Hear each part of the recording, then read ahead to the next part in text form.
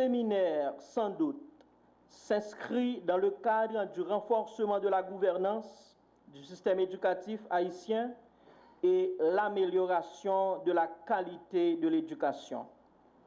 Aussi, voulons-nous rassurer les autorités du ministère que nous allons amplement profiter de cette formation pour qu'au retour en Haïti, nous puissions être plus utiles au ministère, surtout aux directions auxquelles nous sommes affectés. L'expérience que j'ai eu à faire à ma première visite au Japon et qui m'a surtout frappé, c'était la façon dont le Japon avait organisé ce qu'ils appellent leur politique de relocation, c'est-à-dire de relocalisation de la population. C'est un premier point de similitude. C'est qu'à un certain moment dans l'histoire du Japon, il y a eu de fortes concentrations de population dans les villes. Naturellement, nous n'aurons pas l'opportunité et les mêmes moyens financiers pour emprunter la même voie que le Japon, mais quand même, on peut s'inspirer de la méthodologie adoptée pour résoudre nos propres problèmes. Mais qu'a fait le gouvernement japonais en cette circonstance? Il a fait appel à une firme privée, c'est la Mitsubishi Estate, pour construire, non pas pour reconstruire, pour construire de nouvelles villes à travers tout le pays, dotées de toutes les infrastructures sociales, économiques, tout ce qu'il faut à un peuple pour vivre décemment. La cérémonie de départ pour le Japon du 12e groupe de fonctionnaires du ministère de l'Éducation nationale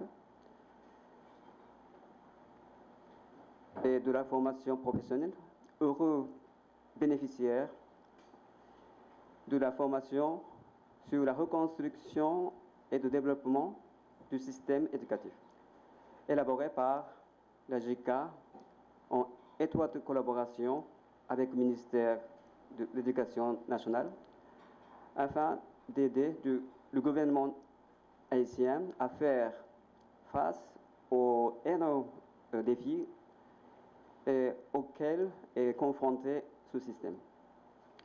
Ce programme de formation d'une durée de 3 ans, soit de 2012 à 2014, et à sa 12e année d'application et vise principalement à développer et renforcer la capacité des ressources humaines du ministère au niveau de tous les départements géographiques du pays, dans les domaines tels que la planification, la mise en œuvre et évaluation des programmes, ainsi le renforcement de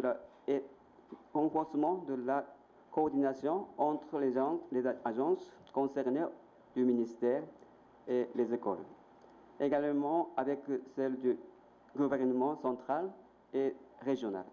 L'éducation est depuis des années le domaine prioritaire de la coopération japonaise en Haïti. Et cette année, elle est encore davantage par le fait que nous rejoignons harmonieusement le gouvernement haïtien dans un de ses principaux axes prioritaires d'intervention et de développement définis par le président de la République, son Excellence M.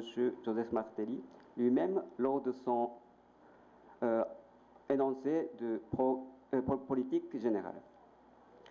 Mesdames et Messieurs, ma présence ici est pour témoigner une nouvelle fois de l'accompagnement continu du Japon envers Haïti dans le processus de sa reconstruction.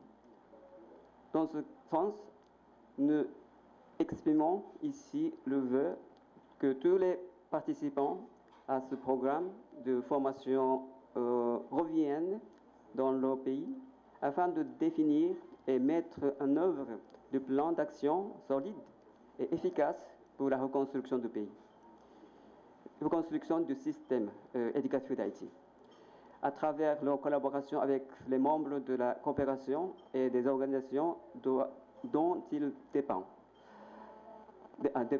Nous souhaitons également que les connaissances acquises soient largement vulgarisées et mises en application sur tout le territoire haïtien. Mesdames et Messieurs, permettez-moi pour conclure de rappeler que ce geste est le symbole édifiant de la solidarité et la grande amitié entre les peuples haïtiens et japonais. On est à une deuxième cohorte de boursiers partant pour le Japon dans le cadre de la refondation et la reconstruction du système éducatif haïtien. Mais je dirais que cette deuxième cohorte vient à point nommé dans la mesure où, depuis l'année dernière, on parle de virage vers la qualité. Et quand on parle de qualité de l'éducation, il y a des indicateurs à partir desquels on mesure la qualité. Et de l'ensemble de ces indicateurs, la formation des agents éducatifs se révèle incontournable. On peut bien disposer de bonnes infrastructures scolaires, de bons mobiliers, de bons manuels. Si les agents éducatifs n'arrivent pas à en faire un bon usage, on risque de passer à côté. Mais je voudrais également dire aux boursiers que l'année dernière, dans le cadre d'une activité qu'on avait instaurée ici même, appelée Salon de l'éducation, la première cohorte qui était partie était venue faire une journée de restitution. Et s'ils ont fait la journée de restitution, c'est qu'ils ont absorbé quelque chose, ils avaient absorbé quelque chose là-bas. Et s'ils avaient absorbé quelque chose là-bas, c'est parce qu'ils s'étaient montrés disponibles. Ceci pour vous dire que dans toute formation, il y a 3 éléments qui sont déterminants. C'est la disponibilité des participants, leur capacité d'absorption, et puisque c'est une formation qui est donnée dans le cadre du renforcement, soit du bureau central ou des directions départementales, les boursiers devront faire preuve de capacité de restitution.